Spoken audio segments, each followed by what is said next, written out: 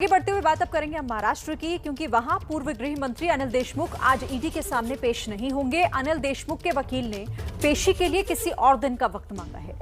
ED Anil Deshmukh से money laundering मामले में पूछताछ करना चाहती है। ताजा जानकारी के मुताबिक ईडी अनिल देशमुख का बयान दर्ज कर चुकी है। मनी लॉन्ड्रिंग एक्ट की धारा के तहत अनिल देशमुख का बयान दर्ज किया था और इसी के आधार पर ईडी अनिल देशमुख से आगे पूछताछ करना चाहती थी। पूछताछ के लिए ईडी ने देशमुख को नोटिस भी भेजा था। आज उन्हें पेश होना था, लेकिन उनके वकील ने बताया है कि देशमुख आज ईडी के सामने पेश नहीं हो पाएंगे। आज पेश नहीं होने के पीछे उनकी बीमारी का हवाला दिया गया है और किसी और दिन की मांग की गई है।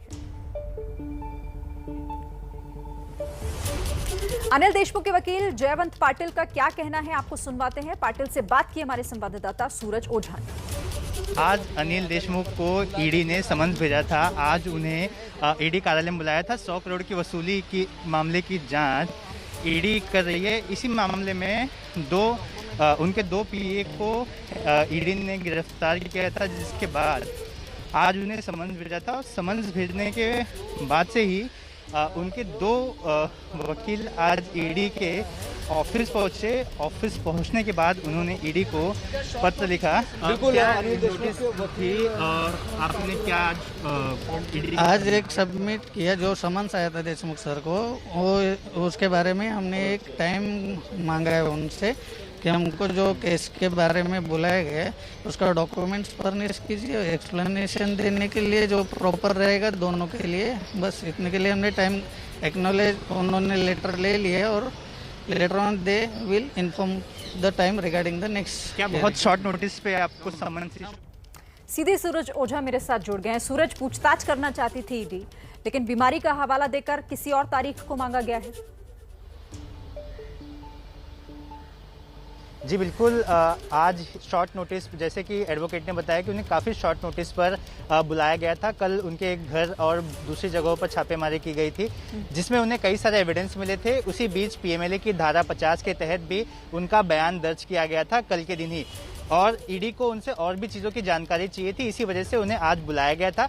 हालांकि उनके वकील ने आके एक्सटेंशन की मांग की, जिसको ईडी ने एक्सेप्ट किया है, लेकिन अब दोबारा कब बुलाएंगे इस मामले में भी क्लैरिटी नहीं है। इस पूरे विषय पर शुरुआत से ही हमारे सहयोगी जितेंद्र दीक्षित ने भी काफ़ी चीज़ों को फॉलो किया है। सर, क्या कुछ मामला आपने अब तक देखा? देखिए, मुझे लग रहा है कि ईडी का शिकंजा जो है अनिल देशमुख पर एक बड़ी हद तक कस चुका है। और जब परमबीर के लेटर के बाद, परमबीर सिंह ने जो खत लिखा था, उसके बाद जब सीबीआई ने और ईडी ने जब मामले दर्ज किए, तो पहली बार बीती रात को गिरफ्तारियां हुई। 2 लोगों को गिरफ्तार किया गया, 2 ऐसे लोग जो कि अनिल देशमुख के बेहद करीबी हैं। और एक पीए है और एक पीएस है, और कई सालों से अनिल देशमुख के साथ ये लोग जुड़े रहे हैं, अनिल देशमुख के लेन देन का हिसाब किताब रखते रहे हैं। तो अब ऐसे में हम ये मान सकते हैं कि अनिल देशमुख पर शिकंजा काफी कस चुका है। और जैसा कि सूत्र बता रहे हैं, आपके भी सूत्र जानकारी दे रहे हैं, हमारे भी सूत्र की काफी कुछ एनफोर्समेंट डायरेक्टरेट को मिला है अनिल देशमुख के खिलाफ। और जिस तरह से देशमुख को आज बुलाया गया था, उसके बाद देशमुख ने यहां पर अपने वकील को भेजकर कहा कि वो नहीं आ सकते हैं। तो कहीं ना कहीं सियासी हलकों में ऐसी चर्चा चल रही है कि वो एक आखिरी कोशिश कर रहे हैं। उनको शायद आशंका है कि उनकी भी गिरफ्तारी हो सकती है, और उससे बचने के लिए ऐसा कोई प्रयास उनकी तरफ से किया जा रहा है। हो सकता है कि वो कोई लीगल रेमेडी हासिल करने की कोशिश कर रहे हैं, अपनी गिरफ्तारी को टालने के लिए एंटीसिपेटरी बेल या किसी दूसरे तरह की लीगल रेमेडी हासिल करने की कोशिश करेंगे। ये कल के दिन अनिल देशमुख ने क्लैरिटी भी दी थी, कुछ कहा था। क्या पॉलिटिकल हलचल चल रही है? देखिए, जहां तक पॉलिटिकल हलचल का सवाल है, तो आज ही किरीट सोमैया का बयान आया, जो बीजेपी के नेता हैं। वो कह रहे हैं कि अब अनिल देशमुख को भी जेल जाना होगा। तो वहीं दूसरी तरफ जो उनकी अपनी पार्टी है एनसीपी, उसके प्रमुख शरद पवार ने उनको डिफेंड किया और कहा कि किस तरह से केंद्रीय एजेंसियों का गलत इस्तेमाल किया जा रहा है पॉलिटिकल स्कोर्स को सेटल करने के लिए।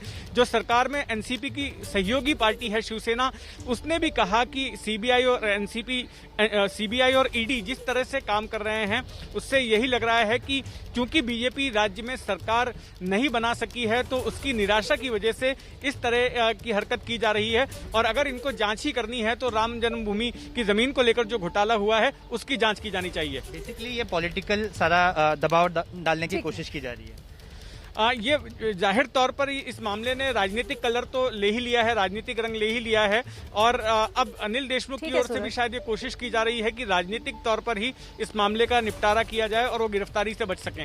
जी ठीक है सूरज और जितेंद्र, बहुत शुक्रिया आपका फिलहाल ये जानकारी वहां से हम तक पहुंचाने के लिए। तो यहाँ देखिए अनिल देशमुख की मुश्किलें तो बढ़ी हुई हैं। आज ईडी के सामने पेश वो नहीं हुए, कुछ वक्त उन्होंने मांगा है जिसके बाद वो पेश होंगे।